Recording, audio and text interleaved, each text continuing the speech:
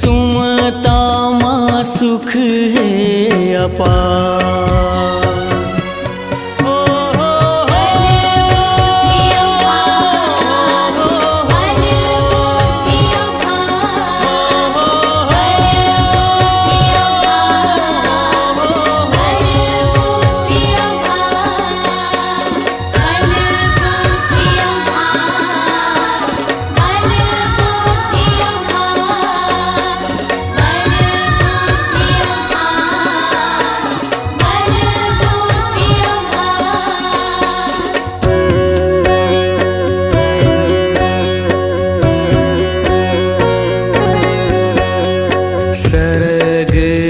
से नीला जुर मिल के गढ़ लो, दया धर्म के सीढ़िया चढ़ लो।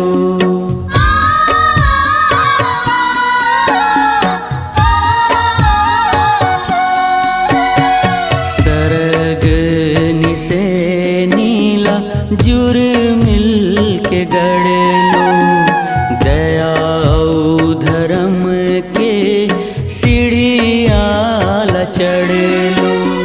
सुमता के अंगना माँ सुख के चिरैया, सुमता के अंगना माँ सुख के चिरैया, बन के बोले करता संगवारी। सुमता के कर लो विचार, संगवारी सुमता माँ सुख है अपार।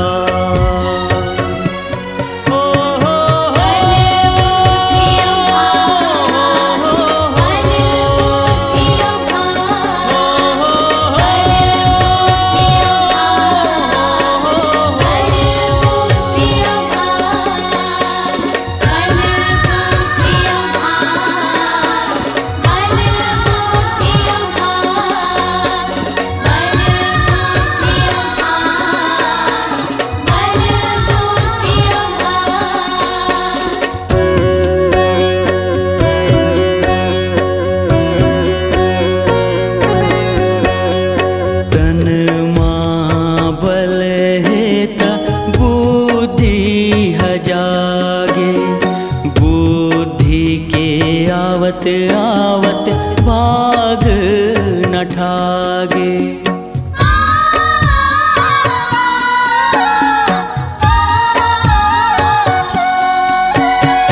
तन माँ बल है ता बुद्धि जागे, बुद्धि के आवत आवत भाग न ठागे।